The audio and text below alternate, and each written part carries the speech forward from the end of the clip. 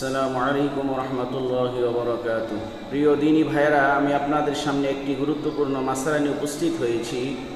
মাসালাটি হলো যে বর্তমান সময়ে বা ইসলাম আবির্ভাব হওয়ার পর থেকে নিয়ে চিরকুমার থাকা বা বৈরাগ্যপনা এটা ইসলামে জায়েজ আছে কিনা। এটার উত্তর হলো, পুরুষ বা নারী যদি সাংসারিক ও পারিবারিক জীবনে পরস্পরে হক ও অধিকার আদায়ে পূর্ণ সামর্থ্য রাখে, তাহলে চিরকুমার থাকা জায়েজ হবে না।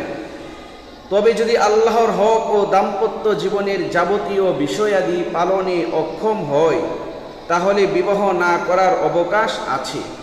উল্লেখ্য, ইলম চর্চায় মগ্ন থাকার কারণে যদি স্ত্রীর হক আদায়ে শঙ্কিত হয় এবং এই কারণে বিবাহ না করে, তাহলে তা শরীয়ত বিরোধী হবে না।